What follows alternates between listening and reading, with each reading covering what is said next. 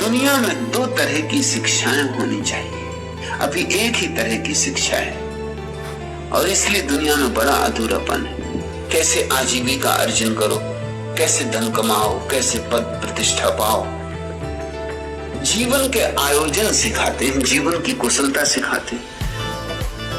दूसरी इससे भी महत्वपूर्ण शिक्षा है और वह है कैसे मृत्यु में प्रवेश करो। वह शिक्षा पृथ्वी से बिल्कुल खो गई। ऐसा अतीत में नहीं था, अतीत में दोनों शिक्षाएं उपलब्ध थी।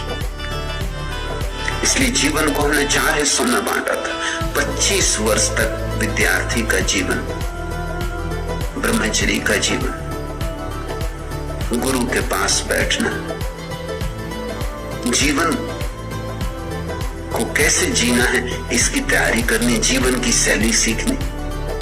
फिर 25 वर्ष तक गृहस्थ का जीवन, जो गुरु के चरणों में बैठकर सीखा है उसका प्रयोग, उसका व्यवहारिक प्रयोग। और जब बच्चे घर आ गए, इन खिलौनों से ऊपर उठो। तो 25 वर्ष वानप्रस्थ। वानप्रस्थ का अर्थ बड़ा प्यारा है। जंगल की तरफ मुंह, इसका अर्थ होता है अभी जंगल गए नहीं, अभी घर छोड़ा नहीं, लेकिन घर की तरफ पीठ और जंगल की तरफ मुंह, ये वानप्रस्थ का अर्थ होता है। ये वानप्रस्थ 25 वर्ष तक वानप्रस्थ, ताकि अगर तुम्हारे बेटों को तुम्हारी कुछ सलाह की जरूरत हो तो पूछ ले, अपनी तरफ से सलाह मत देना। वानप्रस्थी स्वयं सलाह नहीं देता, लेकिन बेटे अभी नए नए गुरुकुल से लौटे, अभी उन्हें बहुत सी व्यवहारिक बातें पूछनी होंगी, तांचनी होंगी। तुम्हारा मार्गदर्शन शायद जरूरी हो तो पीठ करके घर की तरफ रुके रहना कि ठीक है, कुछ पूछना हो तो पूछ पाछ लो।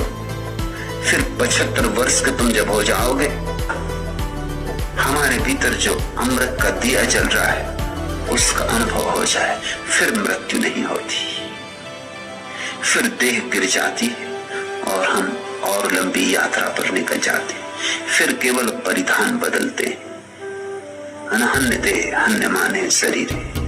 फिर शरीर के मरने से वो जो भीतर छिपा है वह नहीं मरता है। और जिस दिन तुम अपने अमृत को देख पाओगे, उसी दिन तुम्हें सबके भीतर अमृत दिखाई पड़ जाएगा। न कोई कभी मर सकता है। अब तुम समय ये 2 विरोधाभासी वक्तव्य दे रहा हूं। एक, सभी मरते, दूसरा, कोई ना कभी मरा है और कोई ना कभी मर सकता है। लेकिन यह तो उनका अनुभव है जिन्होंने अमृत की पहचान की हो, जिन्होंने आत्म साक्षात्कार किया हो।